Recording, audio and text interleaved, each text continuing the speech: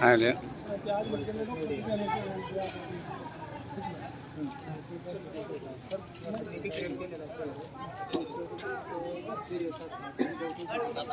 सकाळी 9:30 वाजता मी मालकीनांची सावध असताना संडासला गेली, संडासून परत आली आणि पुन्हा शेख मॅडम तेवढ्यातून वर आल्यावर त्यांनी इंजेक्शन गोळ्या औषधं सलाईन लावले. त्यानंतरच चालू झाले. त्यानंतरच पुन्हा आम्हाला काही बोलू दिलं नाही.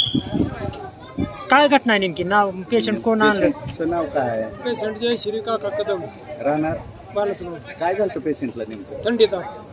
थंडी ताप झाल्यानंतर कधी ऍडमिट केलं? रात्री 9-9:30 वाजता. कुठं? काजी हॉस्पिटल.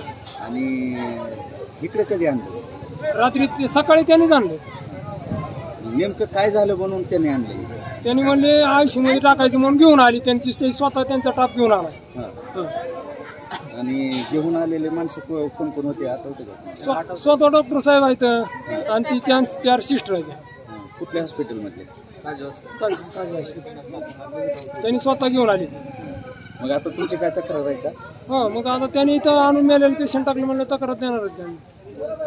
नेमकं त्या पेशंटला काय झालं मग त्यांनी सांगायलाच नाही ना. चालता बोलता आणि आता ती कागदपत्र सुद्धा आपल्याला द्यायला तयार नाही. आम्ही मागायला गेलो.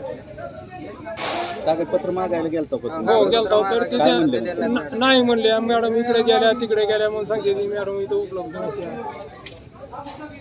तिथवर आमच्या पोरं त्याच्यामुळे रात्री 9:30 वाजता काजी हॉस्पिटलमध्ये ॲडमिट केलं. मग संध्याकाळी ॲडमिट केल्यानंतर मॅडम म्हणल्या आता हे लॅबचे वगैरे सगळे बाहेर गेलेले आहे, ते संध्याकाळी ॲडमिट करून सकाळी ब्लड चेक करून पुढचं काय असेल ते निदान. सकाळी 7-7:30ला ब्लड सॅम्पलसाठी त्यांनी नेलं. ब्लड सॅम्पलसाठी नेल्याच्यानंतर परत मी डबा घेऊन मी काय गावाकडे गेलो रात्री. सकाळी आल्याच्यानंतर 1 वाजता डबा घेऊन आलो.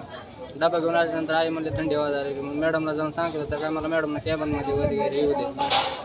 डायरेक्ट 1-1.5 तासानं आईचा हातपाय वगैरे वाकडं जात. मग पळत केला मॅडमकडे गेल्यानंतर मॅडम वर आला. त्यांनी काय असेल ते केलं.